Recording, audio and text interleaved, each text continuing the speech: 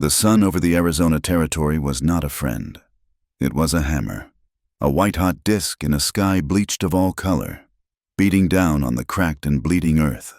It baked the life out of everything that could not find shadow or water, leaving behind a world of muted browns and grays, a landscape of bone and dust.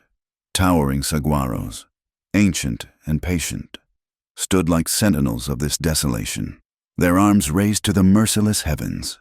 They cast long, skeletal shadows that offered the illusion of relief but held no real comfort. Heat shimmered up from the ground in visible waves, distorting the air, making the distant purple mountains tremble and swim in a haze that promised nothing but more heat, more distance. The silence was the second hammer. It was a profound and heavy thing, a weight on the ears. It was so complete that the sudden, electric buzz of a cicada felt like a shout, and the dry rasp of wind scouring across the sand sounded like a sigh from the land itself. This was a place of extremes, a place that could kill a man with its beauty as surely as it could with its thirst. It offered vistas that could break a man's heart with their lonely grandeur, and it offered a death that was just as lonely, just as grand. Into this silence and heat moved Elias Thorne. He moved like a part of the landscape, his presence creating no more disturbance than a hawk circling on a thermal. He was in his early 30s, but the sun and a quiet, settled sorrow had carved lines into his face that made him look older.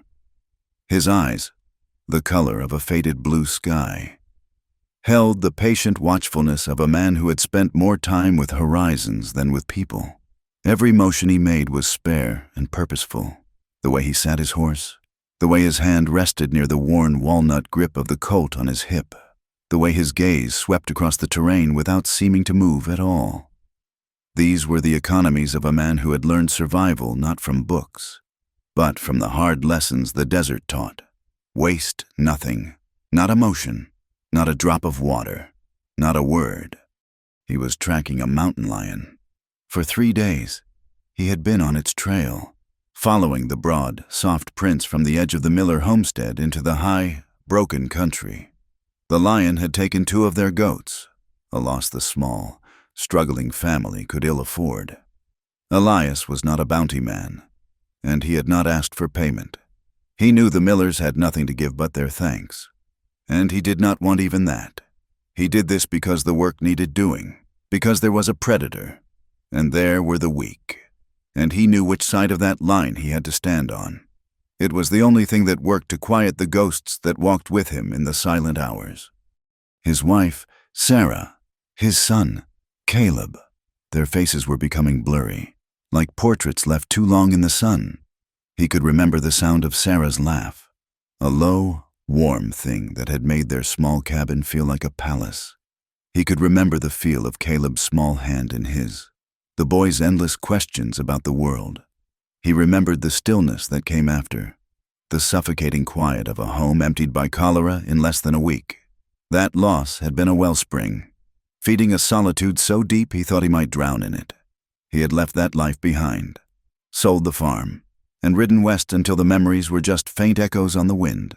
He had built a new life, a fortress of solitude, with walls designed to keep the world at arm's length.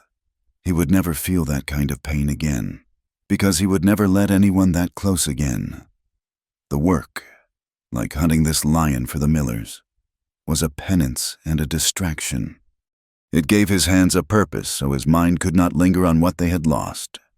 He followed the tracks into a remote, rocky canyon, a narrow slit in the earth where the shadows were deep and the air was still. And here, something was wrong. The lion's tracks were scuffed, overlaid with the deep, messy prints of men's boots. There were signs of a frantic scramble, a struggle that had churned the dry soil. His senses, honed to a razor's edge by years alone, went on high alert. He slipped from his horse, his rifle in his hand, his movements making no sound. The air was thick with the coppery smell of blood and the foul stench of death beginning to ripen in the heat. He found the cougar first. It lay in a heap of tawny fur against a blood-spattered boulder. Its life ended not by his own tracking skills, but by a heavy-caliber rifle shot that had torn through its shoulder. A good shot. But the animal had not been claimed. Vultures were already gathering, their bald heads and hunched forms a grim tableau. They hopped and squabbled over the carcass, a sight that made Elias's stomach tighten. No hunter left to kill to the birds without a good reason. His eyes scanned the canyon floor, and he saw the reason. 20 yards further down the wash lay the source of the disturbance, a wrecked buckboard wagon. It was on its side. One of its large wheels splintered into a fan of broken spokes. It had clearly pitched off the narrow track above and crashed to the canyon floor. From the dryness of the blood stains and the way the sun had already started to warp the wood, he judged it had been there at least a day, maybe more. He approached the wreckage cautiously, his rifle held ready. The silence here felt different. It was not the natural silence of the desert, but the waiting silence that follows violence. He saw the body of a man first, sprawled in the unforgiving sun. He was an older man, a Mexican freighter by the look of his clothes and the style of the wagon. He lay face down in the dust, and Elias could see the 2 dark, round holes in the back of his canvas shirt. An ambush. This was no accident. This was murder. Elias's hand moved from his rifle to the worn handle of his Colt, his thumb resting on the hammer. He was no stranger to the casual brutality of this land. He had seen men killed for less than the price of a good horse, but there was a coldness to this that settled deep in his bones. To be shot in the back was a coward's work. He scanned the rocky ledges that towered over the wash, his eyes missing nothing, looking for the glint of a rifle barrel, the flicker of movement. There was nothing. The killers were long gone. Then he heard it, a sound so faint it was nearly lost beneath the drone of the flies. It was a moan, a thin thread of sound, weak and desperate. It came from near the wagon. Elias's attention snapped to a piece of torn canvas that had been ripped from the wagon's cover. It was heaped near an outcropping of rock, and something was underneath it, something that had tried to burrow into the sand to escape the terrible sun. He moved toward it, his boots crunching softly in the gravel. He lifted the edge of the heavy canvas. The person beneath was a woman. She was barely conscious, her face smudged with dirt and streaked with dried tears. Her lips were cracked and bleeding, swollen from dehydration.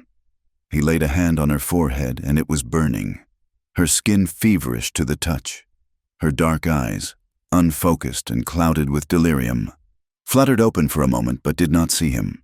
Her dress, a simple cotton garment, was torn at the shoulder, and dark bruises marred the skin of her arms, the ugly marks of a struggle. He could see from the fine line of her jaw, the shade of her skin, and the straight fall of her dark hair that she was of mixed heritage. In this time and place, that was a fact that often brought more trouble than peace.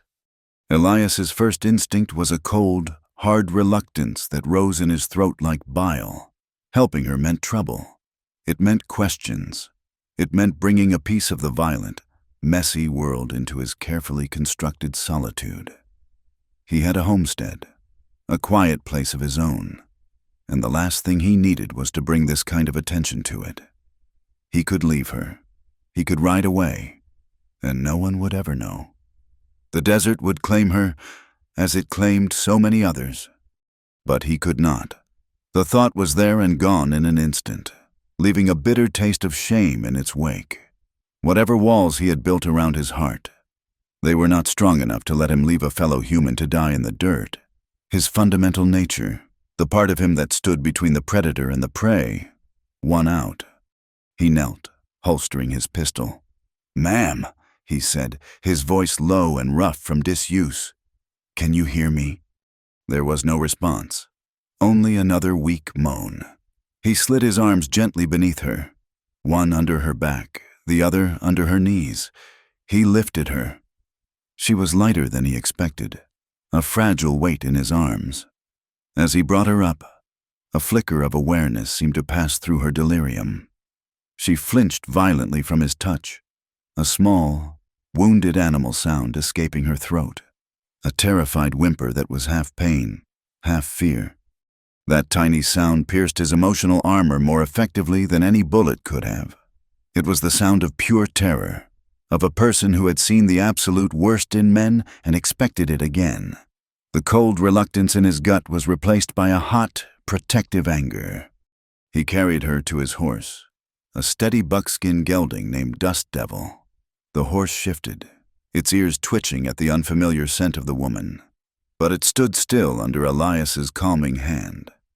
He held his canteen to her lips, letting a few precious drops of water trickle into her mouth. She swallowed reflexively, her throat working.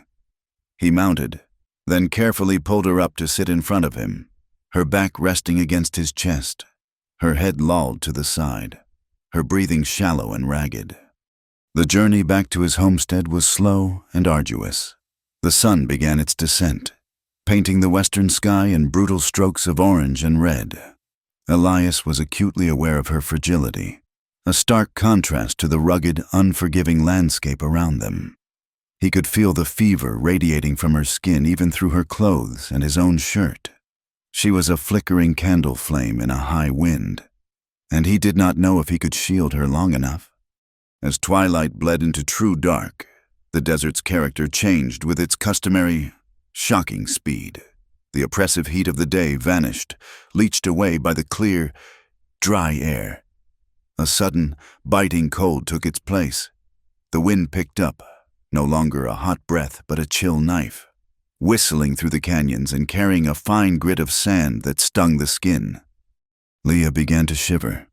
At first, it was a fine tremor, but it quickly grew into violent, uncontrollable shaking. Her thin, torn dress offered no protection against the plummeting temperature. Her fever, which had been a danger in the heat, was now combining with the cold to create a deadly new threat. Elias pulled Dust Devil to a halt in the meager shelter of a rock formation. "Easy now," he murmured, though he knew she could not understand him. He swung his leg over the back of the saddle and slid to the ground, holding her tightly so she would not fall. He stood her on her unsteady feet, her body leaning heavily against his. With swift, efficient movements, he shrugged out of his own worn, sheepskin-lined duster. The cold hit him instantly, a shock to his system, but he ignored it. He wrapped the heavy coat around her small, trembling frame. It enveloped her, the sleeves hanging far past her hands. He pulled her close, back against his chest, wrapping his arms around her to share his own body heat. He could feel her shivering through the thick sheepskin, her teeth chattering with a sound like rattling pebbles.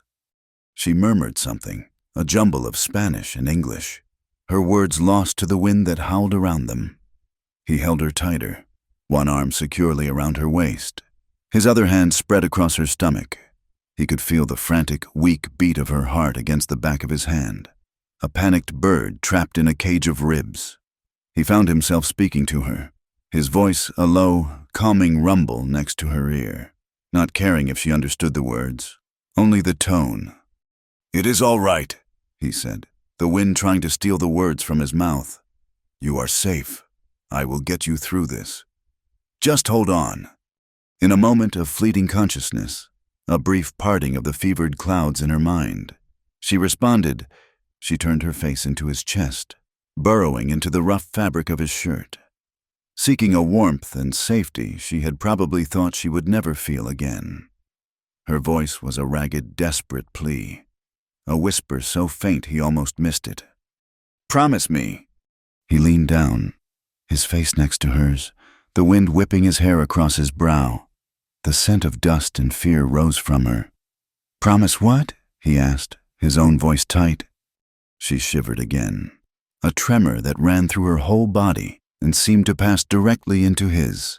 Her lips moved against his chest, and she breathed the words that would become a brand on his soul. "Promise me you'll stay, forever." The words struck an unnerving chord deep inside him, a dissonant note in the carefully composed silence of his life. Forever. It was a word he had banished years ago, buried alongside his wife and son. Forever was a lie, a cruel joke told by the young and the naive.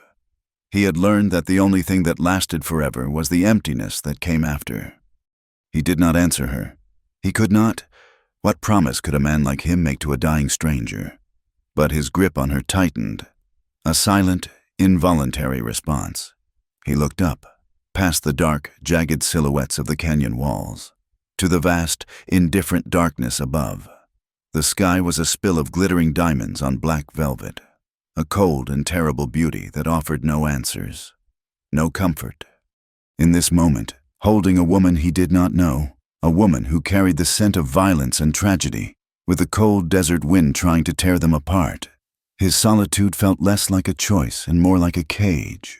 And for the first time in more years than he could count, he felt the terrifying, unwelcome flicker of a reason to break out of it. The wind howled around them, a mournful, lonely sound, as he urged his horse onward, carrying the woman who had just unknowingly challenged the very foundations of his existence. Elias's homestead was a conversation between him and the land, a testament to a quiet and stubborn refusal to be broken. It was nestled in a small, hidden valley, a secret cupped in the palm of the desert's hand. On one side, a sheer wall of red rock rose toward the sky, protecting it from the worst of the wind and sun. On the other, a stand of hardy cottonwood trees grew. Their roots sunk deep into the earth, drawing life from a spring that bubbled up cool and clear from some hidden place. That spring was the heart of the valley, giving life to a patch of green that seemed impossible in the surrounding desolation. The cabin itself was like the man who built it, solid, unadorned, and made to endure. He had hauled the timber for miles, felling and shaping each log with his own hands. It was small, just one room, with a stone hearth at one end and two small windows that looked out not on the world, but on the enclosed safety of his valley. There was a small, sturdy corral for his horse, and next to the cabin, a vegetable patch where rows of beans and squash grew in defiance of the arid soil. A profound quiet hung over the place, a silence not of emptiness, but of peace. This was his sanctuary, the place he had retreated to when the world of men became too loud with ghosts. He carried her inside, his boots making soft sounds on the packed earth floor. The cabin was Spartan but immaculately clean. A single cot with a wool blanket was built into one wall. A rough-hewn table and two chairs stood in the center, and a few iron pots hung by the hearth. Everything had a purpose. There was no room for sentiment. He laid her on his own cot, the only bed in the cabin, and gently pulled the dusty, torn remnants of her dress away from her wounds. For the next several days, the quiet rhythm of his life was shattered. He was consumed with the task of keeping her alive. He cleaned and dressed the cuts and bruises on her arms and face, his large, calloused hands moving with a surgeon's steadiness. He simmered broth from a jackrabbit he shot and spent hours patiently forcing the warm liquid, along with sips of water, between her cracked lips. The days were a cycle of tending and watching, but the nights were the worst. The fever held her in its grip, and she would cry out in her delirium, her body thrashing against the unfamiliar cot. He sat with her through those long, dark hours, a silent vigil by the flickering light of the fire. In her fever dreams, she spoke in fragmented sentences, a desperate mix of Spanish and English. She spoke of them, her voice sharp with terror. She spoke of running, of a darkness that was chasing her. And she mentioned a locket, crying out for a stolen locket over and over again. Elias sat and listened, the words painting a grim, incomplete picture in his mind. He pieced together a narrative of flight and profound fear, though the details remained shrouded in the mists of her delirium. He felt like a man reading a letter that had been torn to pieces, catching only a word here and there, but knowing the message was one of tragedy. Leah's recovery was a slow, painful crawl back to the world. She woke in small, lucid bursts, and each time her eyes were wide with confusion and a deep, primal terror. She would see him, a large, bearded stranger sitting in the shadows of the cabin, and her body would go rigid. Her first instinct was always fear. Elias learned her terror and adapted to it. He learned to move slowly when she was awake, to keep his hands in sight. He would speak in a low, calm voice, telling her she was safe, that he meant her no harm. He would leave a cup of water and a bowl of broth on the chair by the cot, and then retreat to the other side of the cabin, giving her the space she desperately needed. He gave up his cot without a second thought. Sleeping on a bedroll by the hearth, he made himself a constant, quiet presence, always there but never crowding her. And slowly, he watched the change. He saw the pure terror in her eyes gradually give way to a wary curiosity. She started to watch him, through slitted, feverish eyes. She observed him as he went about his daily chores. She saw him mending a split rail on the corral fence, the muscles in his back moving smoothly under his worn shirt. She watched him tend to his horse, his voice a low murmur, his hands gentle as he brushed the buckskin's coat. She saw him in the evenings, sitting by the fire, methodically cleaning his rifle, his movements precise and familiar. She saw the undeniable competence, the strength in his large hands. But she also saw the deep, abiding sadness that seemed to be his constant companion, a shadow that never left his eyes, even when the sun was bright. Their first real conversation was as stilted and cautious as a deer taking its first step into a clearing. She was sitting up on the cot, a blanket wrapped around her shoulders, the fever finally broken. "Thank you," she said, her voice a dry, hoarse whisper from days of disuse. Elias was sharpening a knife by the fire, and he stopped, looking over at her. He was uncomfortable with the gratitude, as if it were a coat that did not fit. He simply nodded, then returned his attention to the whetstone. She tried again. "I do not know your name." He paused his work. Elias Thorne." "I am Isabella Reyes," she said, "but everyone calls me Leah." He nodded again, a small, acknowledging dip of his head.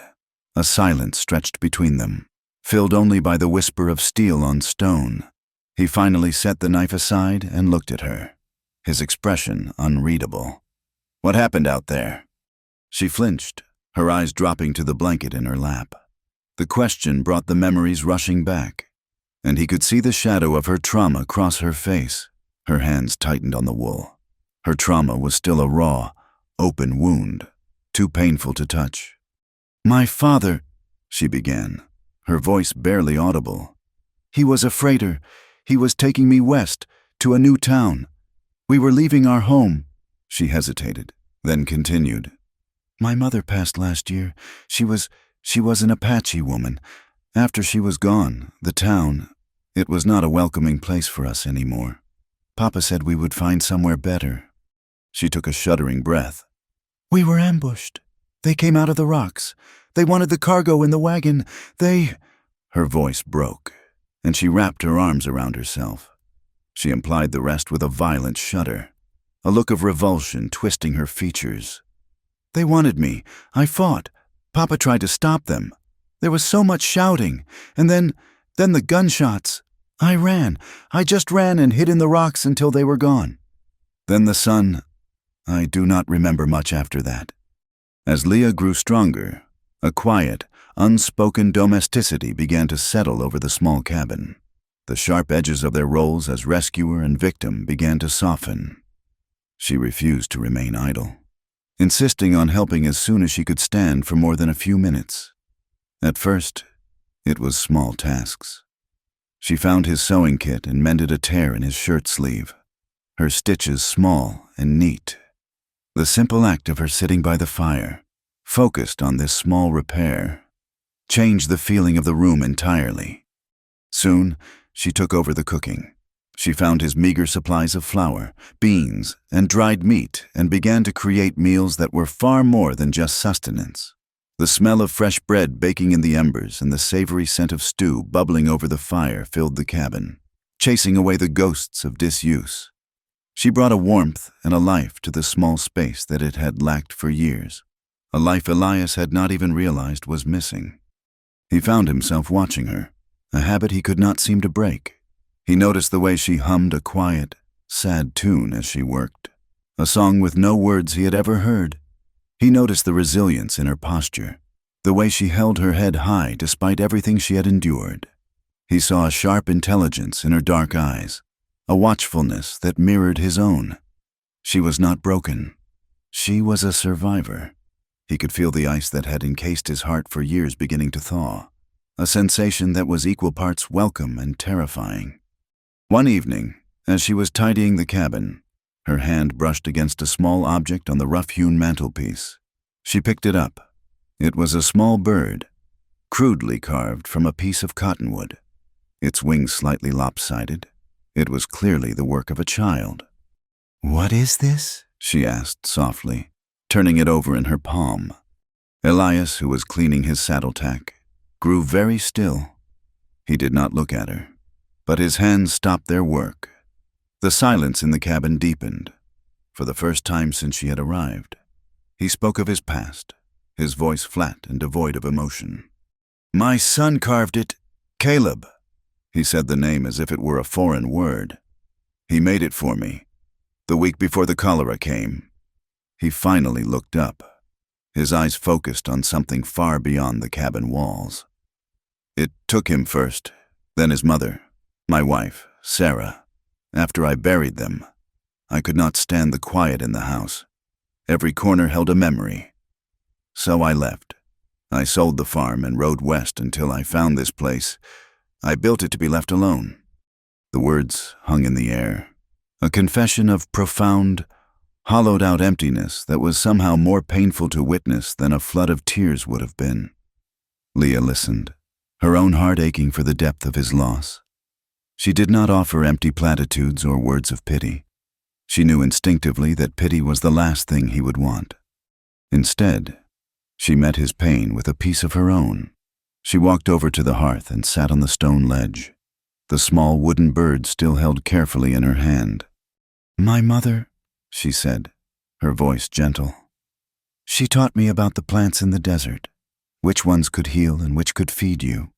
She taught me the names of the stars in her own tongue. My father loved her more than anything, for a while. The townspeople were kind, but after she died, their kindness curdled. They looked at my father with suspicion for having married her, and they looked at me and saw only her blood, not his. That is why we had to leave.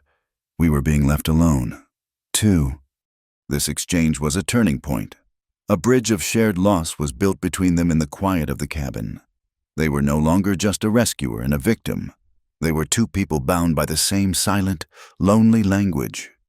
Weeks passed, and their supplies began to run low. They needed flour, salt, and coffee. To get them, Elias had to ride to the nearby town of Redemption. He was reluctant to leave Leah alone, but he was even more reluctant to take her with him. He knew the kind of looks she would receive, the casual cruelty of a town that did not welcome strangers, especially those who looked like her. "I will not be a prisoner here," she insisted, her chin set with a stubbornness he was beginning to recognize. "This place is safe, but it is not the whole world. I have to face it sometime." He could not argue with her logic. The town of Redemption was a microcosm of the West, boiled down to its harshest elements. A single wide street of packed dirt was lined with a saloon blowing tinny piano music into the afternoon heat, a blacksmith shop, a general store, and a sheriff's office with a faded sign. The entire town, from the sheriff to the saloon keeper, existed under the thumb of one man. The moment they rode into town on Dust Devil, they were met with hostile stares. Men sitting on the porch of the general store stopped their whittling to watch them pass, their eyes lingering on Leah. Women sweeping their porches paused to whisper behind their hands. Leah, with her dark skin and features that spoke of her mother's heritage, was an immediate target of their suspicion and contempt. She kept her eyes forward, her back straight, but Elias could feel the tension in her. Inside the general store, the air was thick with the smell of pickles, leather, and dust. The proprietor, a sour-faced man with a drooping mustache, served Elias with curt efficiency but pointedly ignored Leah, looking past her as if she were not there. A group of rough-looking men, ranch hands by their sweat-stained hats and worn denim, were lounging near the back of the store, They started to make comments, their voices just loud enough for her to hear. Coarse words about her looks and her race. Elias's body went rigid. He set a sack of flour down on the counter with a heavy thud that made the room go quiet. He turned slowly, his hand not going to his gun, but everyone in the room knew it was there. His eyes, cold as steel, found the men in the back. He said nothing. He did not have to. There was a quiet deadliness in his stillness, a promise of swift and terrible violence that was more effective than any threat. The men fell silent, their smirks vanishing. They knew of Elias Thorne. They knew he was a man to be left alone. It was then that the store's door opened and the primary antagonist of their lives walked in. The men worked for him. Jedediah Kane was a wealthy and powerful cattle baron who owned most of the land, and most of the people, in the region. He was a large, imposing man in his 50s, dressed in an expensive but practical suit. He moved with an aura of absolute authority, as if the world were his personal property. Kane's eyes swept the room and landed on Leah. They lingered on her. His gaze a slow, predatory appreciation that made her skin crawl and her stomach clench. He looked at her not as a person, but as a fine piece of livestock he might consider acquiring. Then his gaze shifted to Elias, and a flicker of recognition and old animosity tightened his jaw. "Thorne," Kane said, his voice a low rumble. "Did not figure you for the type to come to town." He looked from Elias to Leah and back again, a faint, unpleasant smile on his lips. "This territory is getting crowded. A man has to be careful about the sort of squatters and vagrants he allows to take root." The threat was clear, aimed squarely at them both. Elias met his gaze without flinching. "This territory is big enough for any man who minds his own business." Kane. His response was brief and measured, but the warning in his tone was unmistakable. The tension in the small store was thick enough to cut with a knife. For a long moment, the two men stared each other down, a silent battle of wills. Kane finally broke the stare, giving a short, dismissive laugh. He turned to the proprietor. His dismissal of Elias total. They left the store and rode out of town under a cloud of unspoken hostility. The ride back to the homestead was silent. Leah was withdrawn. The glimmers of hope and safety she had begun to feel in the hidden valley dimmed by the harsh, ugly reality of the world outside. She felt like a brand had been placed on her skin, marking her as an outcast. Worse, she felt like a burden to Elias, a source of trouble he had never asked for. Elias was consumed by a cold, simmering rage. He had sought solitude to escape the ugliness of the world, to find a place where greed and prejudice could not reach. But it had followed him, and now it was threatening the woman he had reluctantly, terrifyingly, started to care for. That night, a storm rolled in from the mountains, a violent desert squall that seemed to mirror their internal turmoil. The wind howled through the valley, and rain lashed against the small cabin in furious sheets. Thunder cracked overhead, a deafening roar that shook the very foundations of the small structure. In the brilliant, momentary flashes of lightning, the stark landscape outside was illuminated, a world of sharp, violent contrasts. Neither of them could sleep. The fragile peace of their sanctuary had been broken, and they both knew it.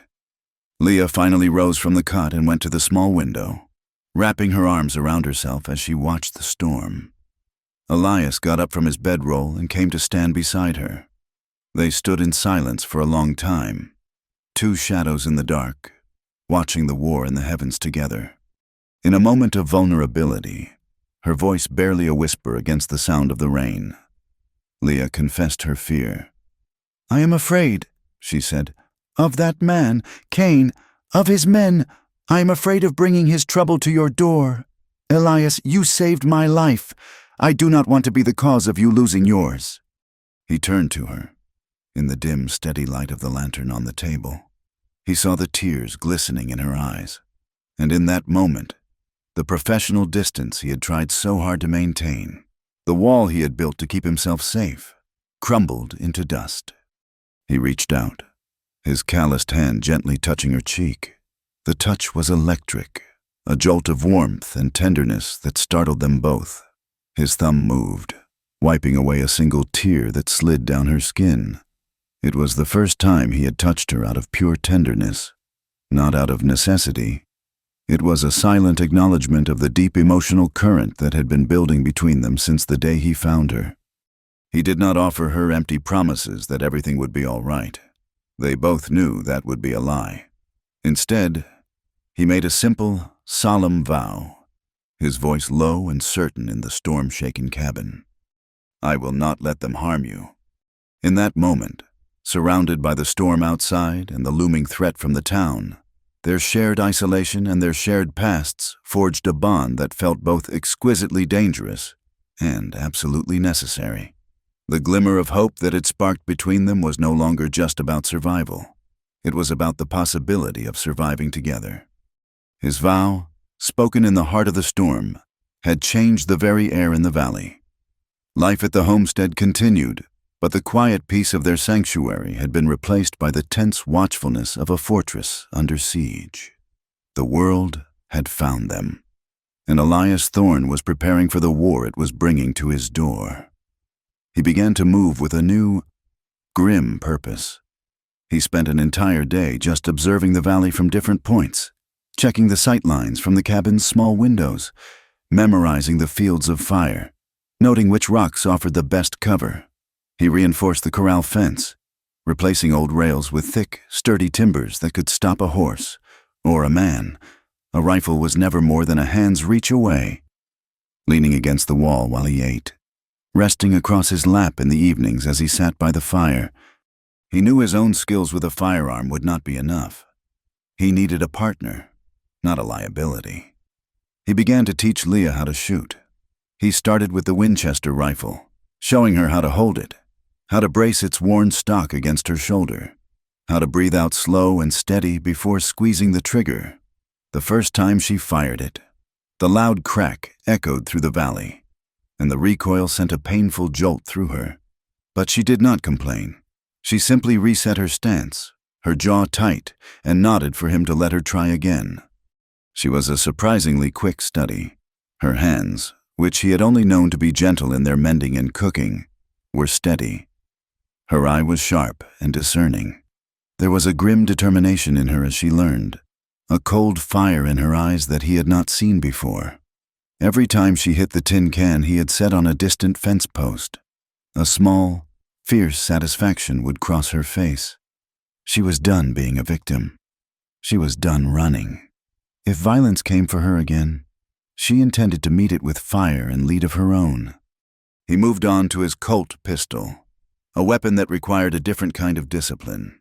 It was heavier than it looked, a solid, deadly weight in her hand. He taught her how to draw it, how to cock the hammer, how to aim down the short barrel. Standing beside her, adjusting the angle of her wrist, his hand briefly covering hers, he was aware of the profound shift that had occurred between them. This shared activity, this preparation for a common threat, was forging their bond into something stronger than he had ever anticipated.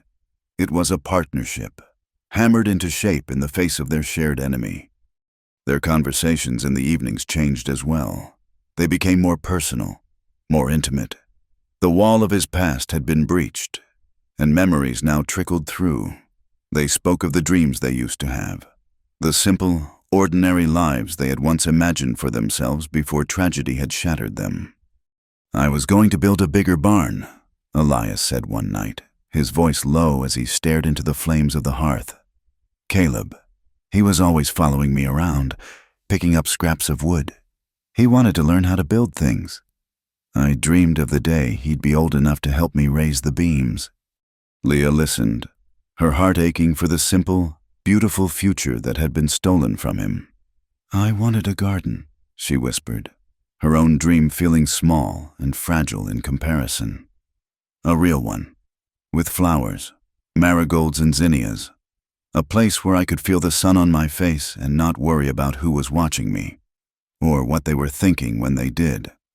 They were two lonely souls, finding solace not just in sharing their stories of loss, but in sharing the ghosts of the lives they would never lead.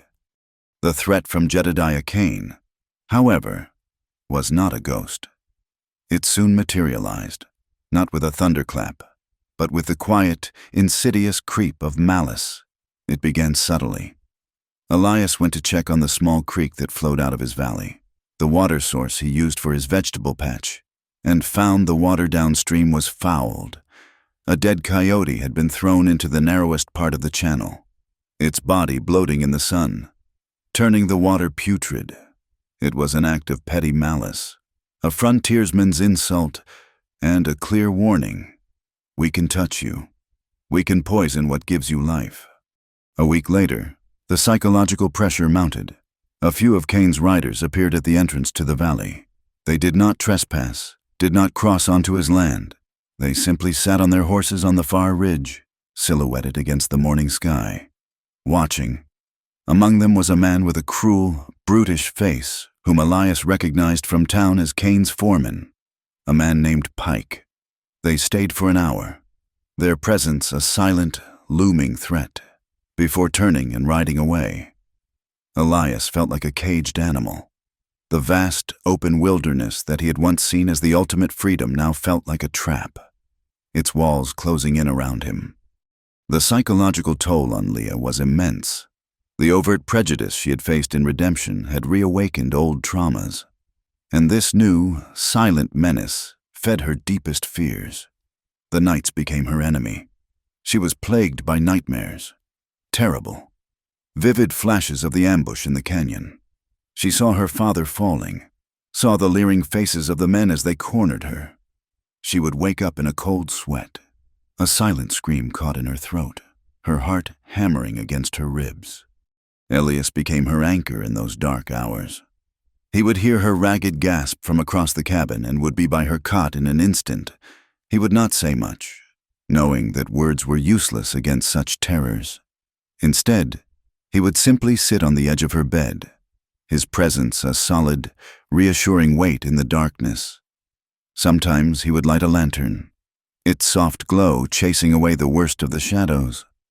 He would sit with her, sometimes for hours, until her trembling subsided and she fell back into an exhausted, dreamless sleep. In these quiet, desperate moments, their emotional intimacy grew exponentially. The barriers between them seemed to dissolve in the shared darkness. He found himself opening up to her in ways he had not opened up to anyone since Sarah. Sarah loved the wildflowers, he told her one night, his voice a low rumble as she fought to calm her breathing. Especially the desert poppies.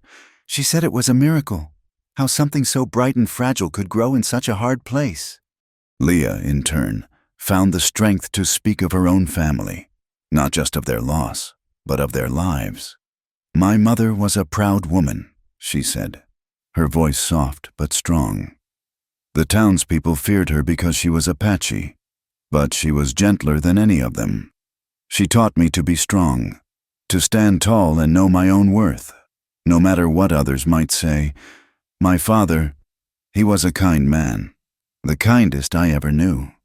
They ostracized him for loving my mother. He did not care. He said her love was worth more than the good opinion of 100 small-minded men.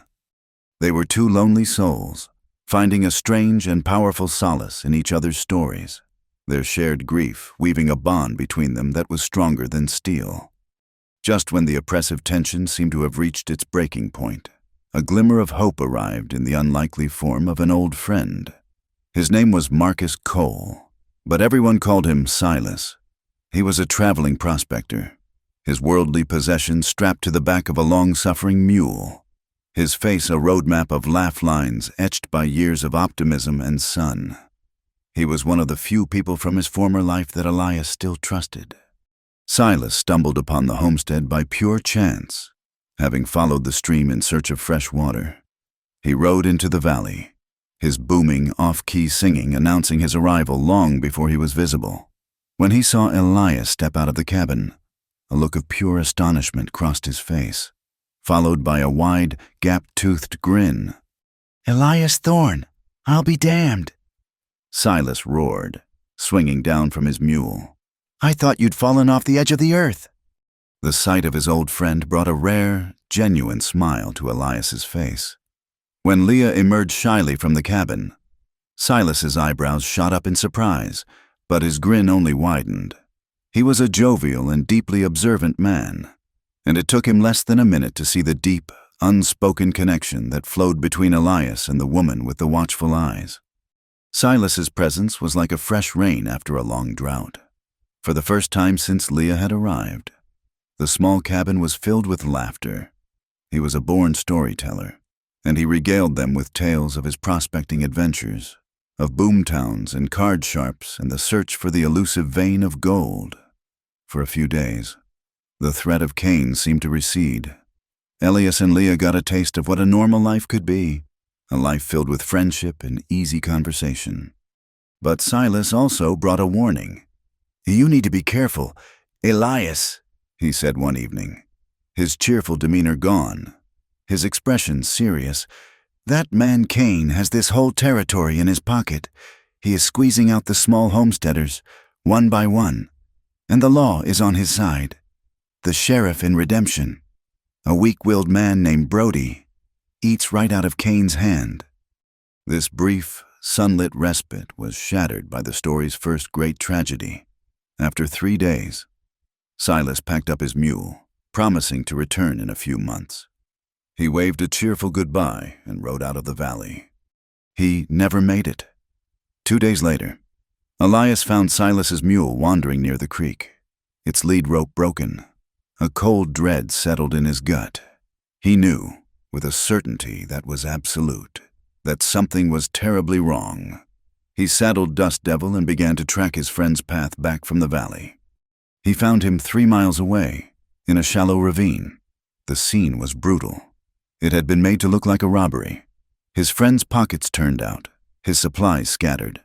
But Elias knew the truth. Silas was a tough, experienced man.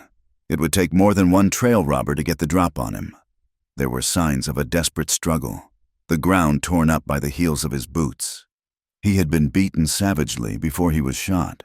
It was the work of Pike and Cain's men. It was a message, delivered in the cruelest way possible. The murder was meant to isolate Elias completely, to show him that anyone who associated with him, anyone who brought him a moment of laughter or hope, was a target. The sight of his only friend lying broken and dead in the dirt sent Elias into a dark, cold place within himself. The grief was a physical thing, a sharp, agonizing pain that reopened the old, half-healed wounds of his family's death. All the emotion he had suppressed for years, all the sorrow and rage he had buried, came flooding back. But it did not manifest as sorrow.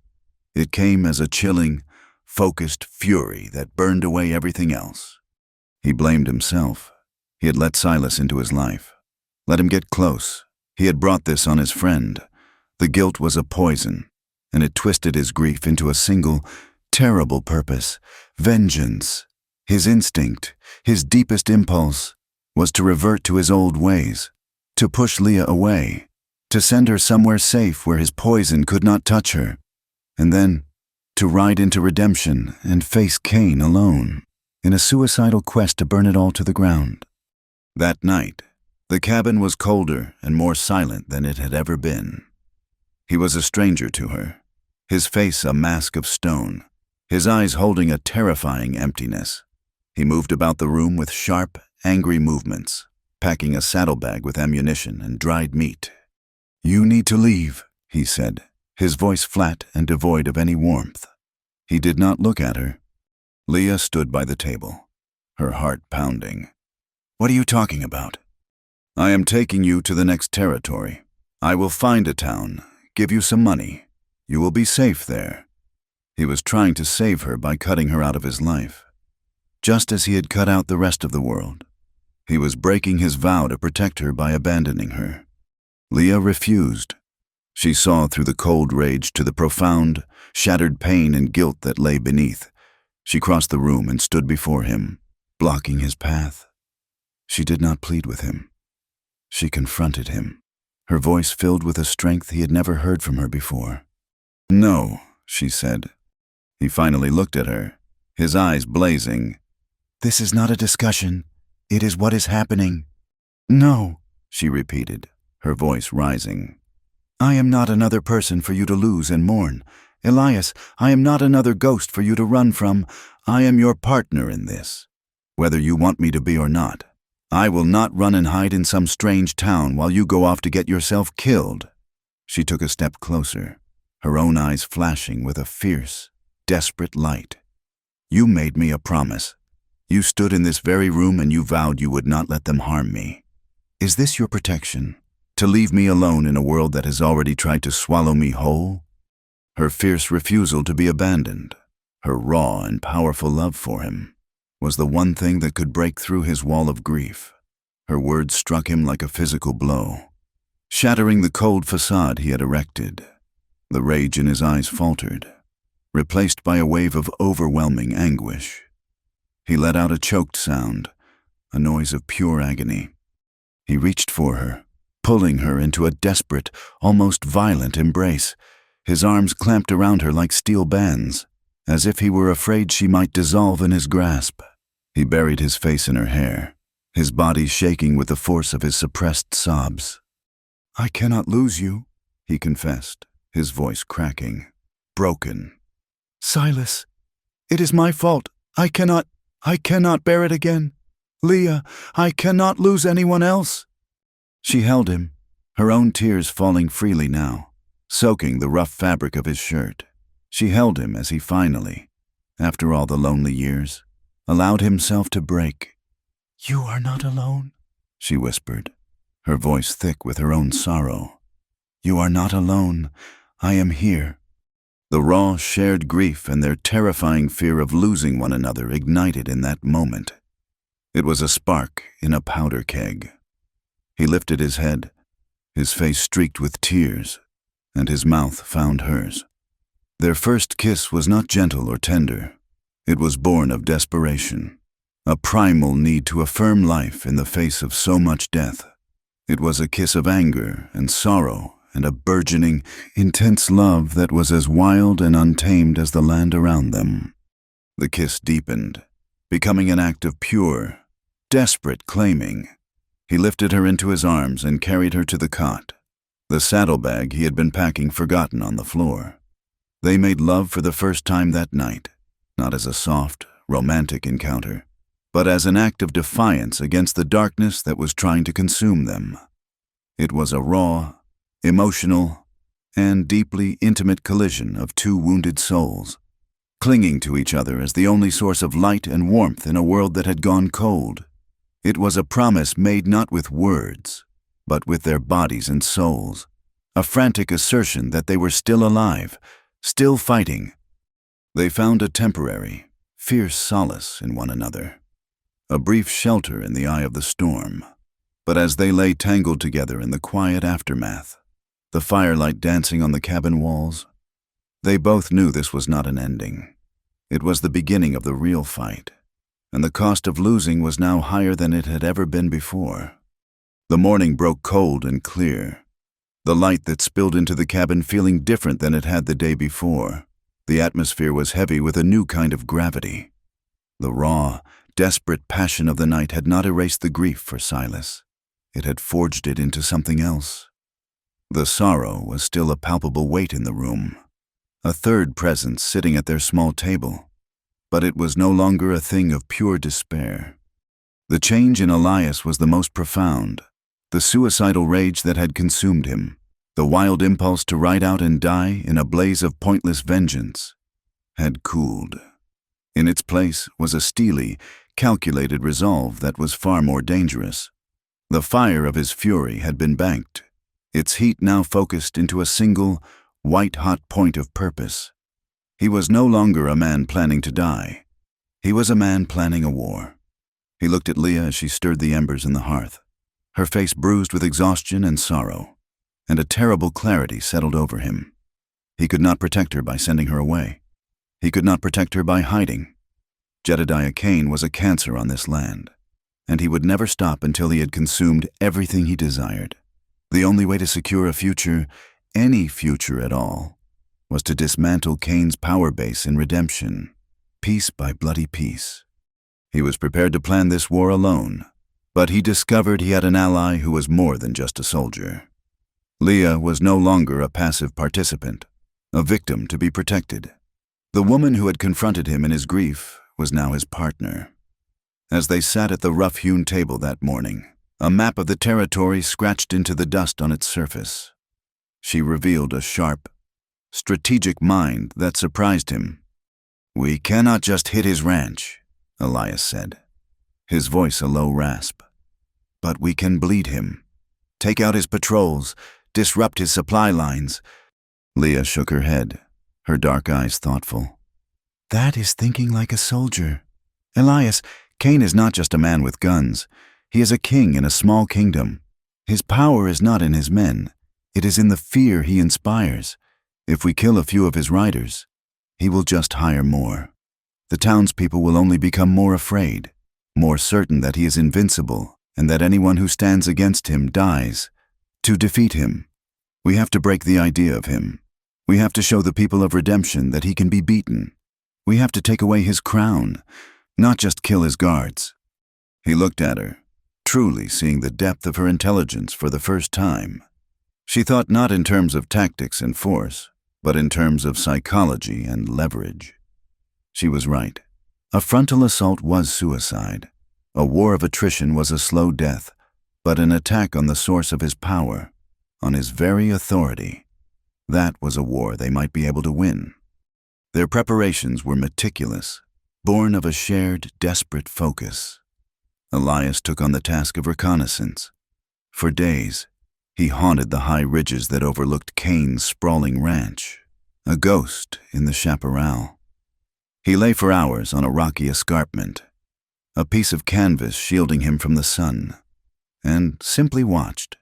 He learned the rhythms of the place, the changing of the guards, the foreman Pike's daily ride to the north pasture, the arrival of the supply wagon every third day.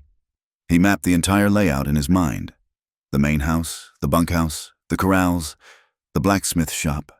He noted the weaknesses: a section of fence that was poorly lit at night, a blind spot behind the main barn, the lazy carelessness of the guards during the hottest part of the afternoon. He moved through the surrounding terrain like a spirit, using the hidden ravines, the treacherous game trails, and the secret water holes that he knew like the lines on his own hand. He was planning not an attack, but a surgical strike. Leah, meanwhile, focused on a different kind of intelligence, one that was in many ways more dangerous. The need for supplies forced another tense trip into town. This time, they had a plan. Elias strode into the general store and began a loud, heated argument with the proprietor over the price of salt, his voice drawing the attention of every loafer and customer in the place. He was a distraction, a magnet for the town's suspicion. While all eyes were on him, Leah moved with a quiet purpose. She spoke to the blacksmith's wife, who was picking through bolts of calico, her face a mask of weary resignation. Her husband's business had been ruined when Cain had brought in his own smith and forced everyone to use him. Leah did not ask for help, knowing the woman was too scared to offer it. Instead, she listened. She listened to the woman's quiet complaints, her fears about the coming winter. "I remember when Mr. Abernathy's smithy was the heart of this town," Leah said softly, her voice filled with a nostalgia that was both genuine and strategic. A time before one man decided he owned the sunrise. The woman's eyes flickered with a spark of old defiance before fear extinguished it. It was enough. Leah was planting seeds. She moved on, speaking to a family who had been forced off their small homestead when Cain decided he wanted their water rights. Again, she listened more than she talked, her quiet sympathy a balm on their raw wounds. It was from the oldest son of this family, a young man whose anger burned hotter than his fear, that she learned the crucial piece of information. He had overheard two of Cain's men talking in the saloon. Cain was expecting a large payment for a cattle sale, a shipment of gold coin to be delivered by a private wagon in a week's time. That gold was the lifeblood of his operation. It paid for his hired guns, his influence, his power. They rode back to the valley in silence. The weight of their new knowledge a heavy thing between them. The gold was the key. It was Cain's heart, and they now knew where to strike. That night, their plan coalesced. It was a desperate, audacious gamble. They would intercept the gold shipment, but they would not keep it. "If we steal it for ourselves, we are no better than he is," Leah argued, her voice firm. "We become common thieves, but if we take it to expose him..." Her thinking was sharp. Their goal was twofold. First, they would cripple Cain financially, cutting off the flow of money that paid for his army of thugs. Second, they would use the gold itself as leverage, as undeniable proof of his crimes that even the cowed and compliant Sheriff Brody could not ignore, not if it was made public. The psychological toll of the planning was immense. The nights leading up to the day of the interception were filled with a taut, nervous energy. They both knew the odds were against them. They were two people against an empire. The future they were fighting for seemed impossibly distant, a fragile dream that could be shattered in an instant.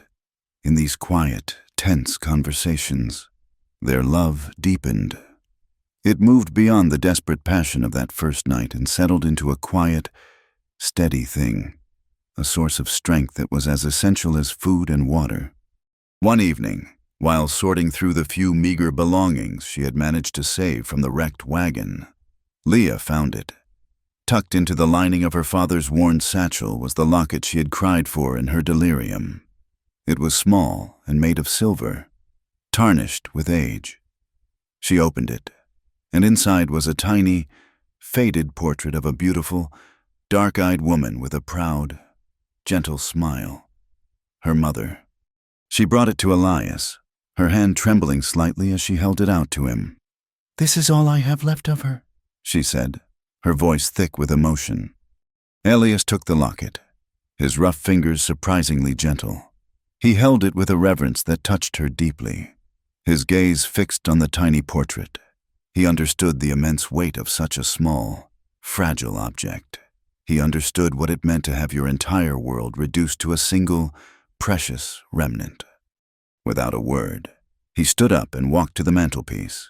He picked up the small, crudely carved wooden bird. He came back and pressed it into her hand, his fingers closing around hers. "And this is all I have left of him," he said, his voice raw.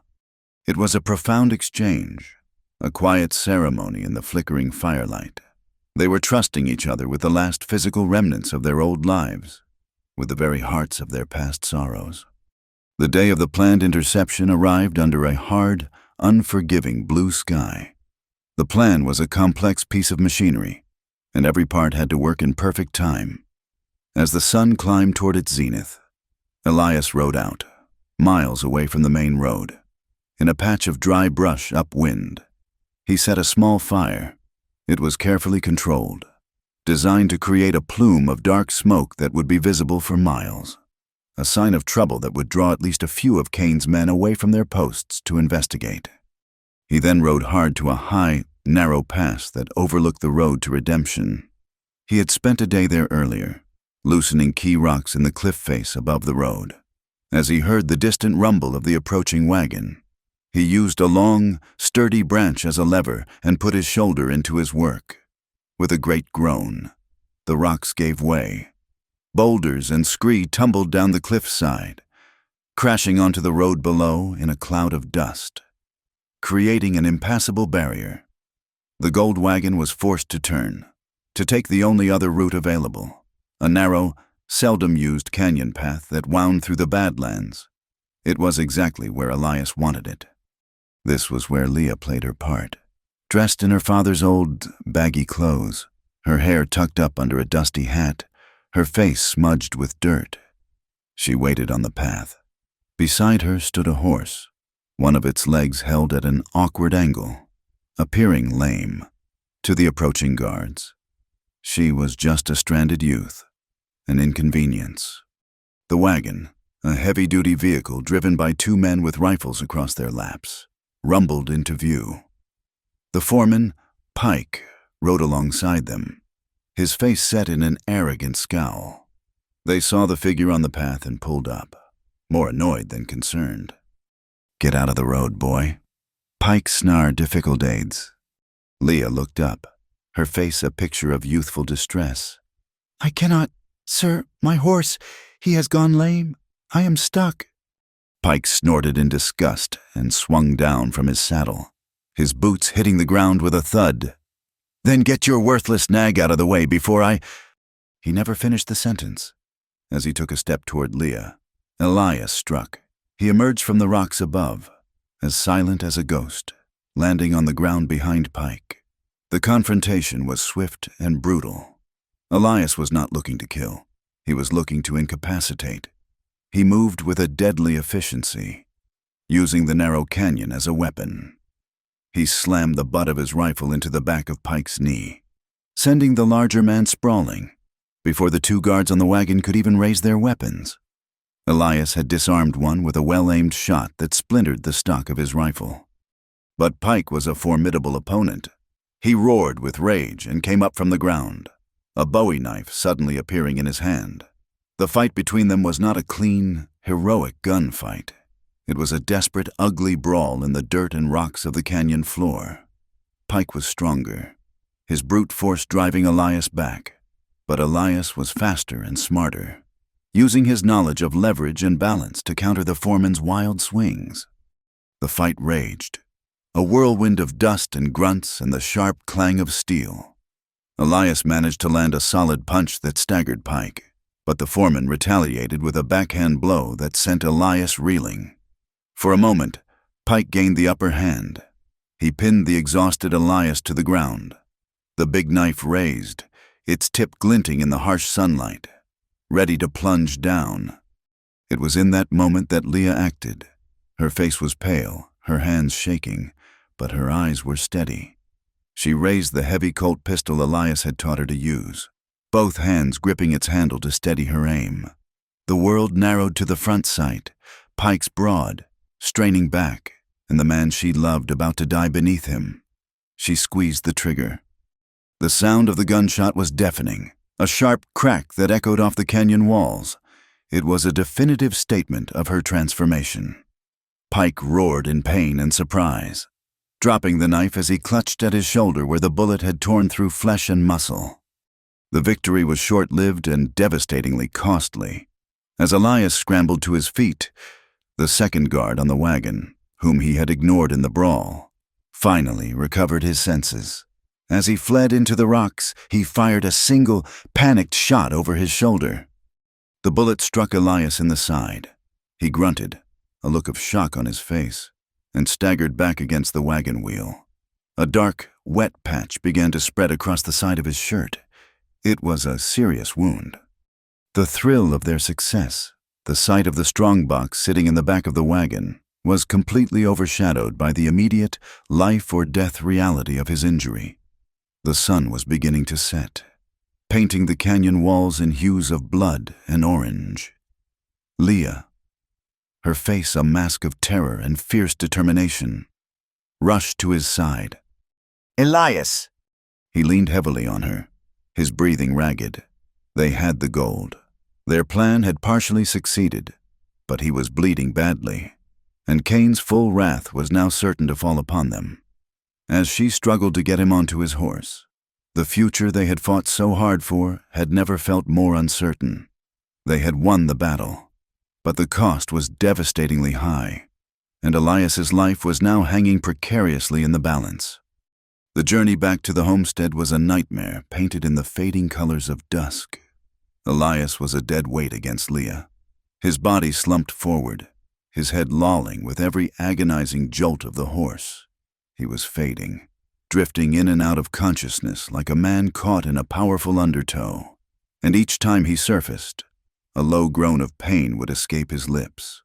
The heavy strong box of gold, strapped behind them, felt like a cruel joke, its immense value meaningless in the face of the life bleeding out of the man who had stolen it. Leah was forced to navigate the treacherous terrain in the growing darkness, her mind a frantic race of fear and prayer.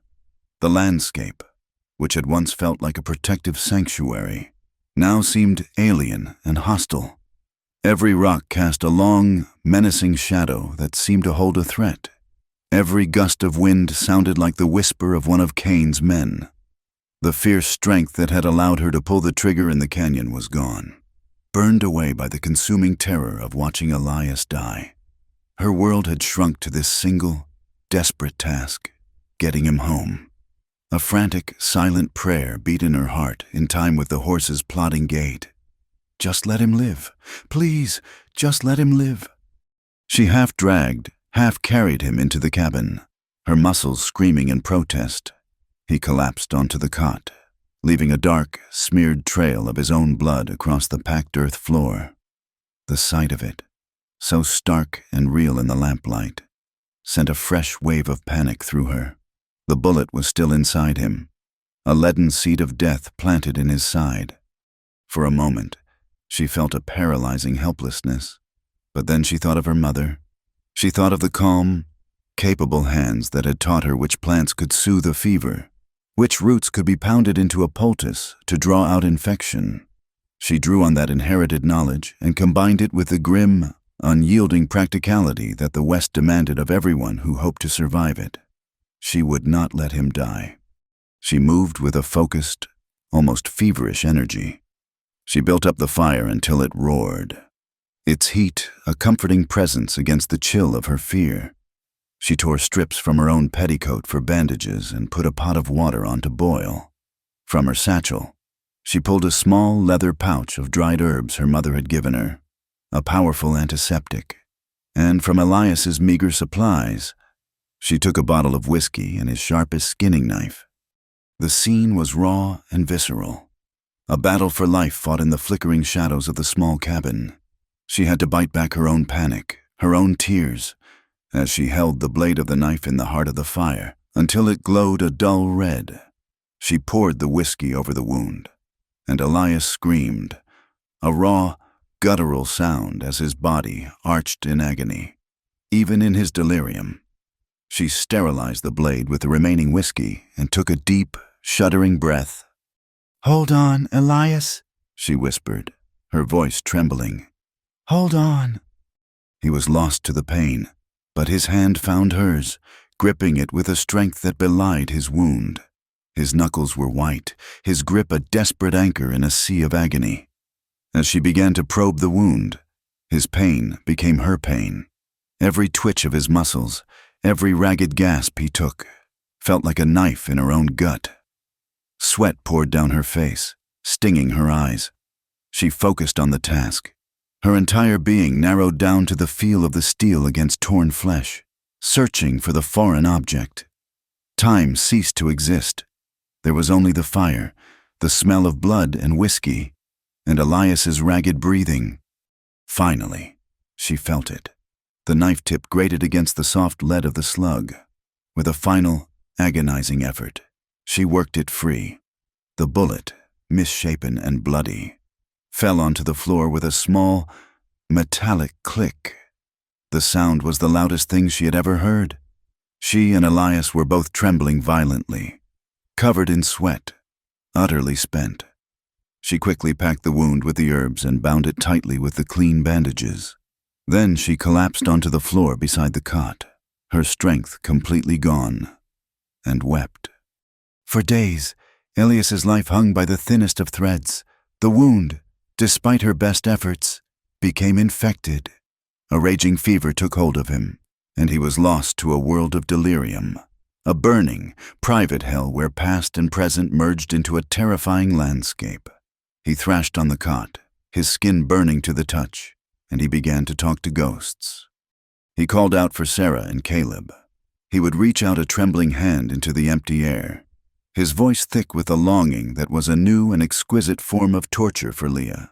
She was the one who tended to him tirelessly, the one who never slept, the one who spent hours cleaning the festering wound and forcing sips of cool water between his parched lips.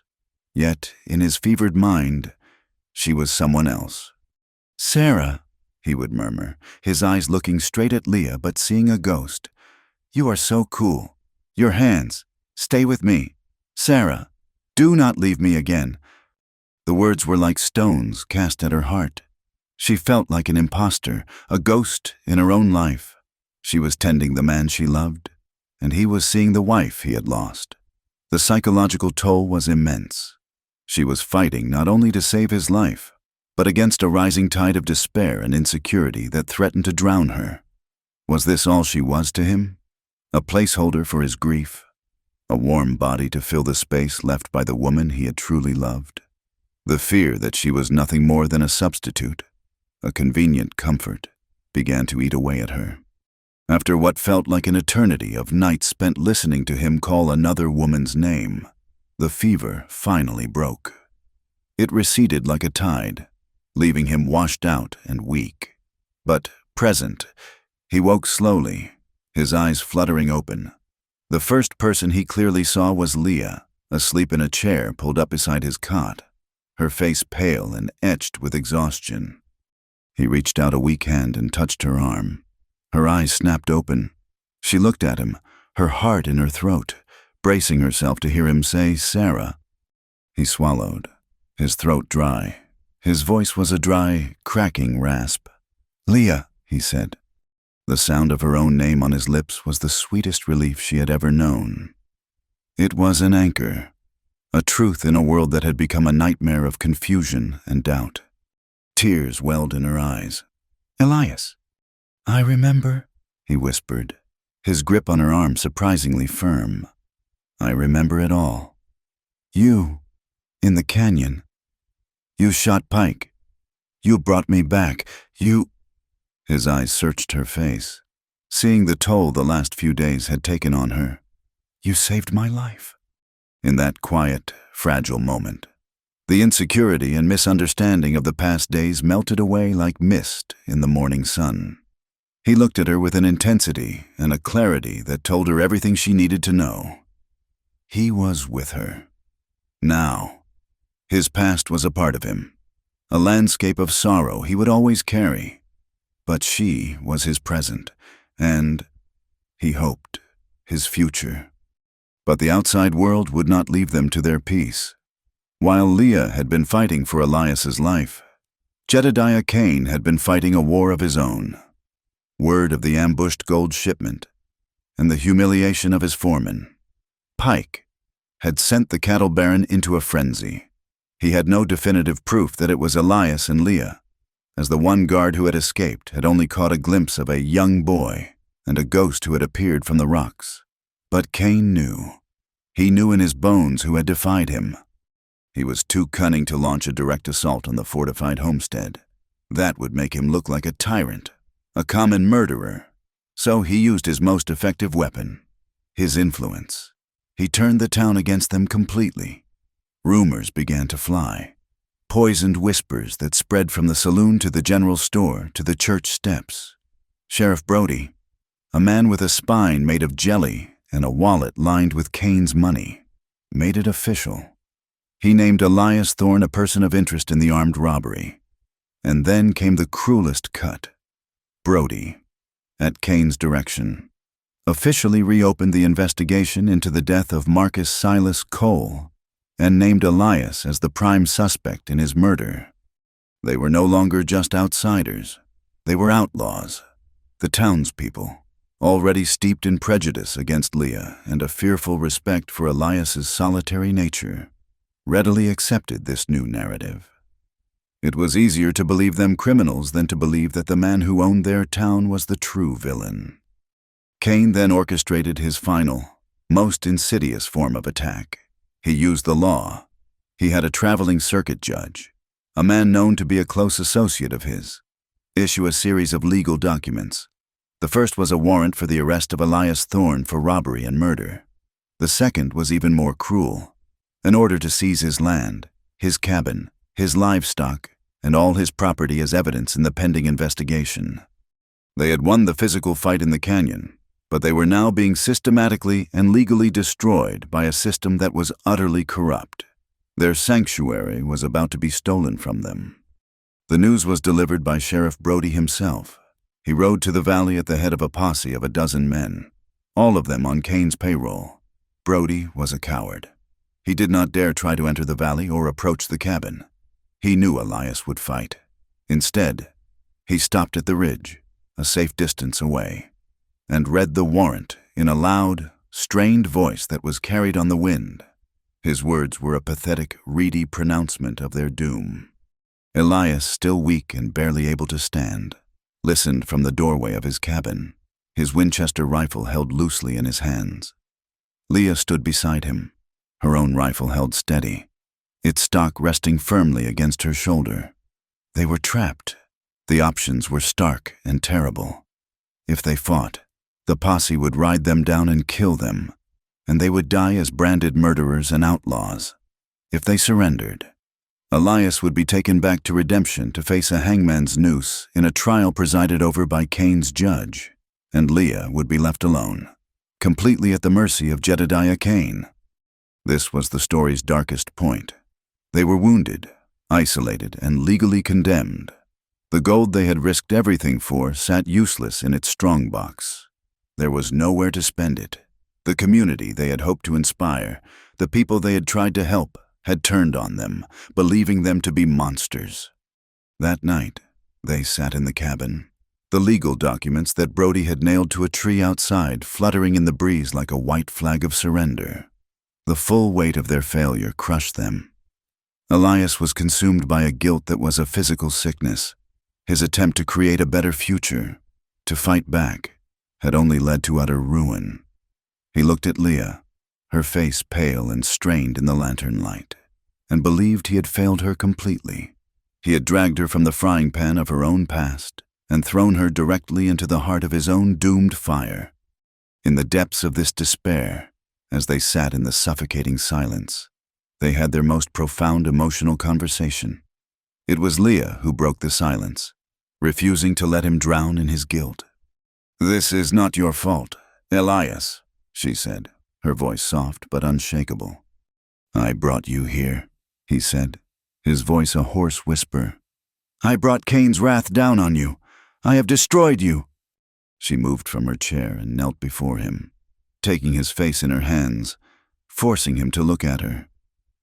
"No," she said, her dark eyes intense, fierce. "Before I met you, I was just running. I had been running my whole life. With you. With you. I was fighting for something. For a home. For a future.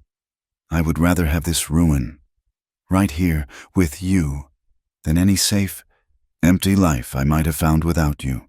Do you hear me?" Her words were a lifeline, pulling him back from the edge of the abyss. She looked at him, her face full of a love so powerful it seemed to hold back the darkness. "Promise me," she said, her voice thick with emotion, the words an echo of a desperate, delirious plea made on a cold desert night. But now, they were clear, conscious, and deliberate. "Promise me you will not give up. Promise me we will stay together, no matter what comes for us." This time, Elias could answer.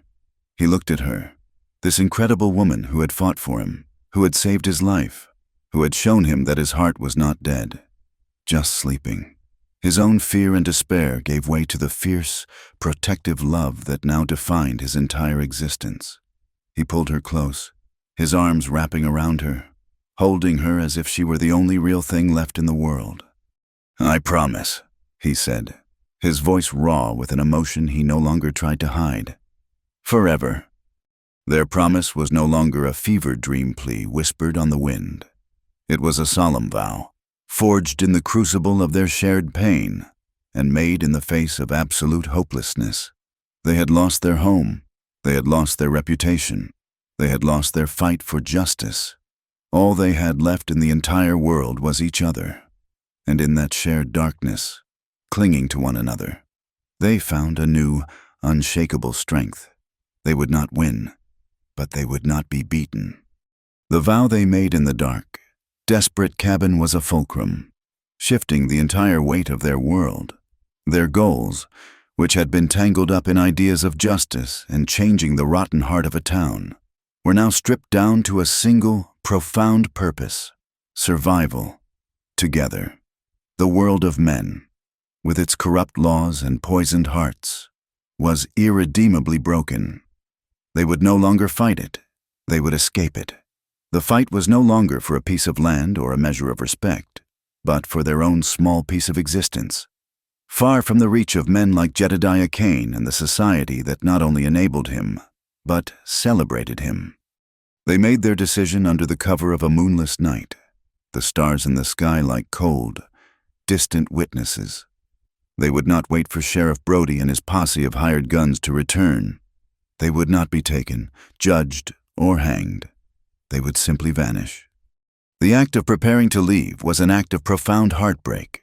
The homestead, which had once been a sanctuary from the ghosts of Elias's past, had become a cage, a monument to a dream that had failed. Every object in the small cabin was imbued with a memory, a pain, a glimmer of a life that was now over. Leaving it felt like a second funeral, especially for Elias. This was the last place he had shared with the memories of his wife and son, and the first place he had found a reason to live again with Leah. They moved through the cabin with a grim, silent efficiency, gathering only what was essential for a long and difficult journey. Weapons and ammunition were packed first. Sacks of flour, beans, and dried meat followed. They took 2 sturdy canteens, a bedroll each, and the heavy strongbox of gold, and then the 2 items that held more weight than all the others combined. Leah carefully tucked the small silver locket that held her mother's portrait into a pocket sewn on the inside of her shirt. Elias wrapped the crude wooden bird his son had carved in a piece of soft leather and placed it deep within his saddlebag. They were carrying the last remnants of their hearts with them into the wilderness. Before they left, they decided to use the gold, not to fund a new life of ease, but as a final, defiant weapon. As Leah secured their packs on the horses, Elias, still weak from his wound but moving with a grim determination, took 2 heavy canvas bags from the strongbox. He rode out into the starless night, a ghost moving through the darkness. He rode to the outskirts of redemption, to the homes of the 2 families that Cain had wronged and that Leah had spoken to, the blacksmith whose business had been crushed, and the homesteader whose land had been violently seized. He left a bag of gold on each of their doorsteps. Tucked inside each bag was a simple, unsigned note written in Leah's clear hand. It read, "This is a portion of what was stolen from you. Use it to start anew. Somewhere a good man can still draw a clean breath. Do not look back." It was not an act of hope that these men would rise up and fight. That hope was dead. It was a final, personal act of justice, a settling of his own moral ledger before he disappeared from the world entirely.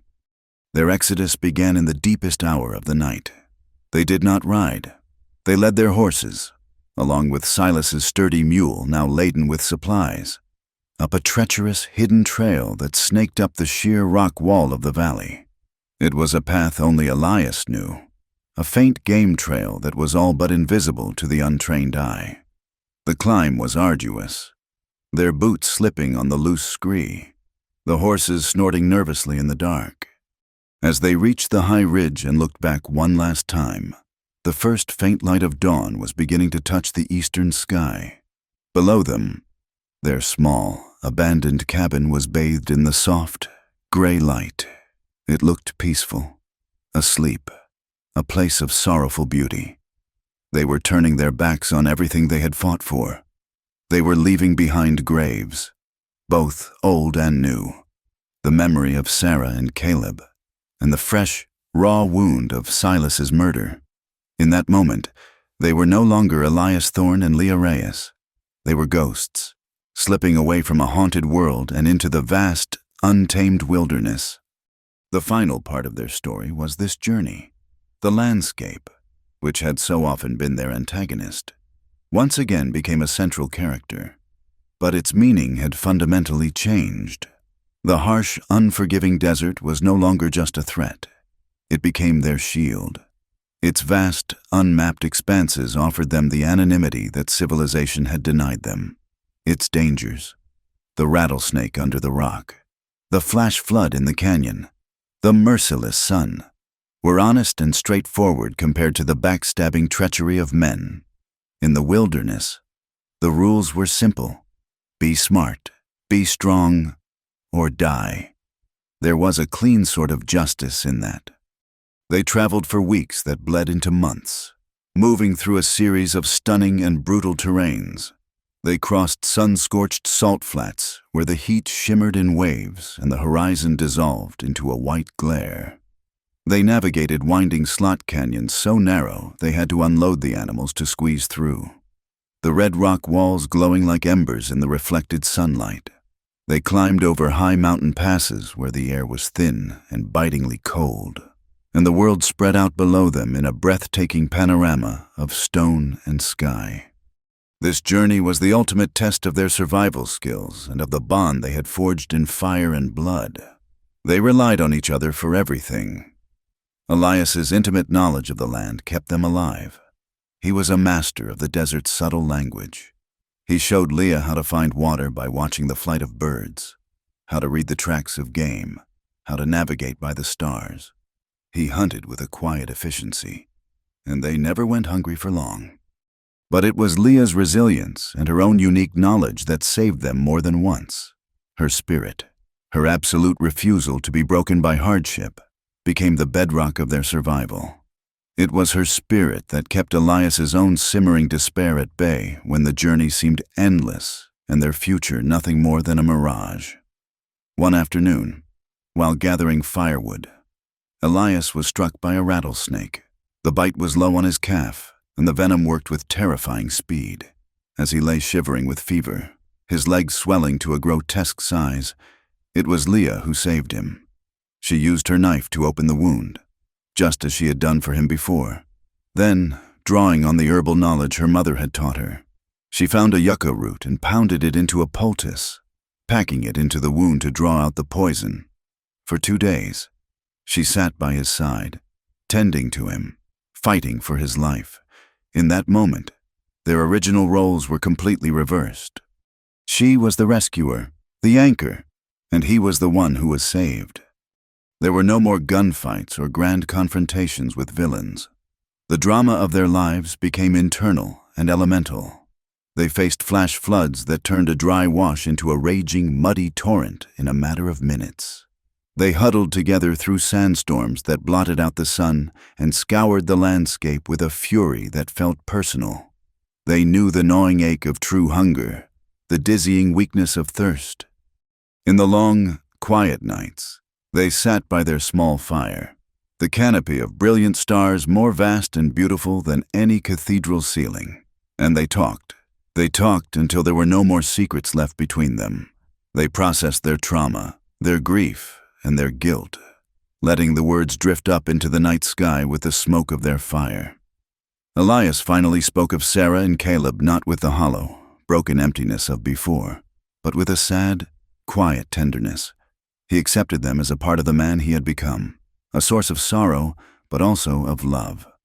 Leah spoke of the prejudice she had faced her entire life, of the constant feeling of being an outsider, and of the simple, enduring dream she had always had of a place where she would be judged not by the color of her skin or the blood in her veins, but by the contents of her heart. They were healing, not by forgetting the past, but by sharing its burden. Their love, which had been forged in the desperate heat of violence and fear, now matured in the slow, steady crucible of shared hardship. It became a deep, quiet, and unbreakable partnership. After months of travel, they finally crossed the border out of the Arizona territory and into the high mountains of what would one day be Colorado.